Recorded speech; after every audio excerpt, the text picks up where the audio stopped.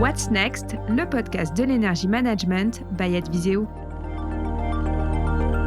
Bonjour et bienvenue dans ce nouvel épisode de notre podcast What's Next. Je suis Sarah Judic, chef de projet communication chez Adviseo, et aujourd'hui nous allons aborder un sujet central pour l'avenir de nos bâtiments, les Building Automation and Control Systems, ou les BACS, et plus particulièrement les enjeux de leur massification. Pour cet épisode, j'ai le plaisir d'accueillir Florent Trochu, délégué général du syndicat ACR et de l'Alliance BACS, et Xavier Gounon, directeur marketing chez Adviseo. Bonjour Florent, bonjour Xavier. Bonjour. Bonjour. Florent, dans un premier temps, pouvez-vous vous présenter et présenter l'Alliance BACS ? Oui, donc bonjour. Donc Florent Trochu, je suis effectivement le délégué général du syndicat ACR, donc le syndicat des automatismes du génie climatique et de la régulation, qui regroupe en fin de compte les industriels fabricants de produits, systèmes de régulation et gestion technique du bâtiment. Et depuis 2023, ce syndicat ACR s'est élargi pour créer l'Alliance BACS et qui a vocation à réunir l'ensemble des acteurs complémentaires des industriels pour avoir vraiment une filière BACS. Pour commencer, peut-être, pourriez-vous nous expliquer ce qu'est le décret BACS et quel est le cadre réglementaire actuel ? Avec plaisir. Alors, ce décret BACS qu'on attendait depuis très longtemps, il est issu finalement de travaux européens. On a une directive performance énergétique des bâtiments qui cadre tous les textes réglementaires finalement en France. Et la grande victoire de notre industrie, c'est en 2018 qu'on constate que donc notre discipline, les BACS, les systèmes d'automation de contrôle du bâtiment, sont reconnus en tant que système technique à part entière. Ça veut dire quoi ? Ça veut dire que dans la réglementation, le réglementeur est obligé de prendre en compte ce système technique, d'évaluer des exigences à mettre en place et donc d'écrire les textes qui vont avec. Et on a eu en 2018 donc cette directive qui doit être transposée dans le droit national. Elle donne directement le décret BACS dans sa première version. Puis ensuite un deuxième décret BACS dont on parlera peut-être après dans les détails. Et justement, quel est le calendrier de mise en conformité actuel prévu pour les bâtiments ? Alors donc la première version du décret BACS, que moi j'appelle décret BACS 1, vient obliger les propriétaires de bâtiments tertiaires ayant des puissances CVC supérieures à 290 kW à les équiper d'un système de régulation de gestion, d'un système BACS finalement, au 1er janvier 2025. Et puis en 2023, on a eu un deuxième décret qui anticipe en fait la deuxième directive européenne qui vient juste d'être révisée, où là le seuil est abaissé à 70 kW et c'est applicable au 1er janvier 2027. Tout cela est à mettre en perspective bien sûr du décret tertiaire qui sont donc des objectifs de résultat où on doit réduire la consommation énergétique réelle à 2030, 2040 et 2050 à commencer par 40%, 50%, 60%. Et donc pour atteindre cette étape en 2030, les décrets BACS finalement viennent fixer des exigences de moyens aux différentes échéances 2025 et 2027. Où on en est justement aujourd'hui en termes de déploiement ? Est-ce qu'il y a des chiffres clés peut-être à nous donner pour s'y référer ? Tout à fait. Alors, les chiffres les plus à jour ont été communiqués par le GIMELEC il y a quelques semaines maintenant. Ce qui ressort, c'est qu'il y a aujourd'hui 15% des bâtiments assujettis au décret BACS qui sont effectivement équipés de systèmes BACS. Donc le chemin qui reste à parcourir est vraiment important. Ce que montre cette étude par ailleurs, c'est que la courbe entre 2017 et 2023-2024 est encore assez timide. Donc il y a une progression pour voir le verre à moitié plein, mais ça reste trop timide par rapport aux objectifs fixés par le décret BACS, avec des disparités fortes par taille de bâtiment. Évidemment, les bâtiments de plus grande taille sont aujourd'hui plus équipés et sectoriels aussi. Il y a des différences sectorielles assez fortes, pour partie en raison de sujets de financement et de fiches C2E plus ou moins facilitatrices selon les secteurs d'activité notamment. Mais voilà, ce qui ressort de cette étude, c'est un chemin qui reste long pour arriver aux objectifs. Du coup, on a 15% de bâtiments qui sont concernés, qui sont équipés. Mais du coup, quels sont les principaux freins à ce déploiement ? Nous, on en identifie plusieurs dans les discussions qu'on a avec des entreprises, des collectivités qui gèrent des patrimoines immobiliers. La première, j'allais dire que c'est un sujet peut-être de complexité, à la fois technique, à la fois du BACS, des exigences en termes de pilotage des équipements, de ce que ça induit comme compréhension pour piloter les bons usages, pour arriver à quelque chose qui génère effectivement des économies d'énergie. Donc il y a encore beaucoup de sujets techniques qui sont pas toujours très clair pour les donneurs d'ordre et les maîtres d'ouvrage. Complexité réglementaire à appréhender également. Le décret BACS, comme Florent l'a indiqué, introduit des nouvelles dimensions d'interopérabilité, de couverture de zones fonctionnelles qui sont expliquées. Il y a beaucoup de pédagogie nécessaire, on y reviendra sur ces sujets. Et la combinaison de ces deux facteurs fait que pour un même projet, un même bâtiment, un donneur d'ordre peut avoir des chiffrages et des approches techniques solutionnelles très différentes, très variées. Et ça aide pas toujours à l'avancement global et à la massification, puisque parfois ils sont un peu perdus sur pourquoi tel ou tel choix technique peut induire des différentiels de prix importants, puisqu'il peut y avoir des projets plus ou moins ambitieux sur la classe qui est recherchée. Quand je vais chercher une classe A, je peux avoir un projet en termes de chiffrage qui est évidemment très onéreux, là où peut-être qu'en termes pragmatiques, ce serait suffisant de gérer simplement quelques usages. Donc toutes ces questions-là, je pense, contribuent à ralentir un petit peu le marché. Le deuxième sujet, il est beaucoup plus terre à terre, c'est un sujet de pécunier, d'euros. Le décret BACS et la GTB, c'est des investissements pour les déployer, pour peut-être parfois mettre à jour des GTB pour les amener aux exigences du BACS. Et ces investissements, ils doivent s'intégrer dans une stratégie, dans un schéma directeur énergétique, dans un plan pluriannuel d'investissement qui inclut des travaux de rénovation parfois plus lourds, qui peuvent difficilement être reportés, des changements d'équipement. Voilà, donc comment j'arrive à concilier cette stratégie, ce plan pluriannuel d'investissement et à intégrer en son sein le décret BACS, c'est aussi un des enjeux qui n'est pas évident aujourd'hui à concilier pour tout le monde. Et Florent, quelle est votre analyse de la situation ? Je pense que le constat est clair. Bon, ce qui est certain, c'est que chaque bâtiment étant unique, on va devoir adapter les situations et ça peut être un peu contre-intuitif d'avoir une approche standardisée. Pour autant, nous, on pense que et on essaie de convaincre le marché que la seule approche pour être efficace sur ce sujet-là, c'est d'aborder une approche standardisée, justement. Et il se trouve que depuis de nombreuses années, l'industrie BACS se structure autour de normes. On a notamment la norme EN ISO 52120 qui sert de cadre référentiel pour ce décret BACS. Elle dit quoi, cette norme ? Elle vient expliquer la contribution des BACS à la performance énergétique des bâtiments. C'est le cheminement logique du secteur de la construction où on vient rechercher des économies d'énergie avec un confort désiré. Et en fait, une fois quand on pense à performance énergétique, on va avoir 3 piliers principaux. On va pouvoir travailler sur la réduction des besoins. Donc ça s'appelle travailler sur l'enveloppe, sur l'isolation thermique, etc. Le deuxième sujet, c'est d'aller travailler sur la performance des équipements, en améliorant les rendements. Puis le troisième, on aime bien dire maintenant qu'on est le troisième pilier de la performance énergétique, où il s'agit de maximiser le confort avec le minimum de consommation énergétique. Et une fois qu'on a dit ça, la norme vient préciser les différentes fonctionnalités qui peuvent s'appliquer aux différents systèmes techniques pour être à la fois confortable et efficace. Et donc, comme vous l'avez dit, on a une classification des systèmes BACS selon une grille assez simple, A, B, C, D, D étant le fonctionnement manuel du bâtiment, le C étant juste un système de régulation pour chaque équipement. Puis quand on va vers le B ou le A, là, on vient développer ce qu'on appelle la gestion en fonction de la demande. Qu'est-ce que ça veut dire ? Ça veut dire qu'on va adapter les besoins, en tout cas la production en fonction des besoins réels. Et ça nécessite un échange de données, finalement. Et cet échange de données doit être standardisé. Et là, c'est là que la notion de protocole standardisé ouvert est très importante.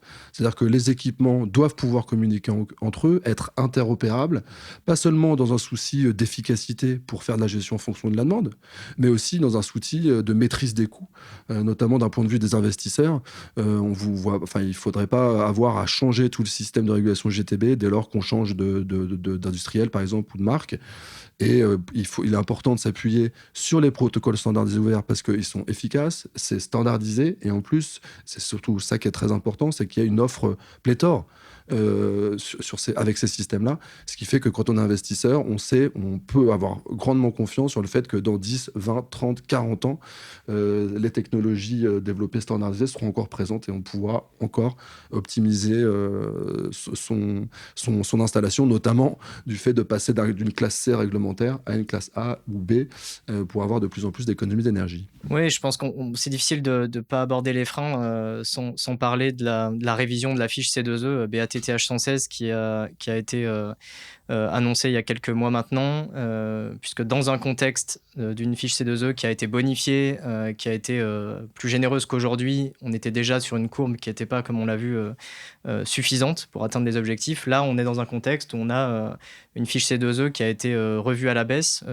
avec des certaines typologies de bâtiments qui étaient subventionnés qui ne le sont plus, et avec des règles de calcul moins avantageuses pour des bâtiments qui peuvent toujours en bénéficier. Donc il faut composer avec, forcément avec aussi cette baisse de financement pour les acteurs. Oui, non, ce qu'on peut dire sur la fiche bas de tâche française, donc l'Alliance Bax a contribué énormément à la mise à jour de cette fiche et même de sa création il y a quelques années. Effectivement, c'était une belle opportunité avec cette fiche d'avoir ce qu'on appelait le coup de boost, donc un surfinancement des pouvoirs publics. On avait une fiche qui était connue mais qui n'était pas très bien utilisée. Et à partir de 2023, quand elle a été donc sur-aidée finalement, là on a vu les demandes monter, et nous en tant qu'Alliance Bax, quotidiennement on nous appelle pour savoir comment je fais pour être conforme à la fiche bas de tâche française. Donc il y a eu une énorme demande pour cette fiche, beaucoup d'opérations qui ont été réalisées, et puis là effectivement au 1er janvier 2025, dès lors que l'exigence réglementaire s'applique, le système des C2E fait qu'on est obligé de mettre à jour les forfaits finalement, et donc j'allais dire avec cette mauvaise nouvelle de révision, les forfaits sont abaissés effectivement. Pour autant, on peut encore bénéficier d'un certain nombre de financements. Et ce qui est important à dire, c'est que autant cette fiche, elle permet d'être conforme au décret Bax, en ayant une classe C finalement, mais elle permet aussi d'aller plus loin, et surtout d'aller plus loin avec des usages, et parfois sur des usages comme le chauffage ou d'autres. Je crois qu'il faut minimum le chauffage. On peut financer des classes A ou B, et là on commence à avoir beaucoup plus d'économies d'énergie. Donc le financement c'est tari, mais il existe toujours. Aujourd'hui, quelles sont les solutions pour relever les défis auxquels sont confrontées les entreprises et collectivités ? Tout à l'heure, Florent a évoqué les sujets de standardisation et de normalisation qui sont clairement importants pour faire avancer les choses. Nous, on essaye chez Adviseo, en tout cas dans l'émission, de se battre pour remettre les économies d'énergie au centre du jeu, parce qu'on pense que c'est la question du temps de retour sur investissement, finalement, qui est corrélée à l'atteinte d'économies d'énergie. Donc, il faut savoir les estimer. C'est un premier sujet d'importance. Fixer un référentiel cohérent, fixer, nous on travaille avec l'IPMVP, mais en tout cas fixer des méthodes de calcul qui soient les plus partagées et fiables possibles. Et ensuite, il s'agit de les faire, les économies d'énergie. Et ce qui a peut-être aussi freiné indirectement le marché, c'est qu'aujourd'hui, c'est aussi dans l'étude du GIMELEC, il y a à peu près la moitié des systèmes qui sont mal exploités parmi les GTB déployés. Et ça, c'est beaucoup dû à un bâtiment, sa vie. Et il faut la GTB, une fois qu'elle est conçue initialement, il faut aussi la mettre à jour, qu'elle s'adapte à l'évolution du bâtiment. Et ça nécessite de mettre un regard d'énergie management en complément du regard, j'allais dire, d'intégration d'équipement et de GTB. Et derrière ça, si on a des pilotes dans l'avion, des personnes qui vont vraiment piloter la performance, regarder si la GTB durablement est bien réglée, etc., on arrive à des économies d'énergie substantielles, on arrive à les prouver, et donc on arrive à recréer j'allais dire une confiance plus forte pour tout le monde dans le temps de retour sur investissement. Voilà, donc ça, c'est un élément quand même central.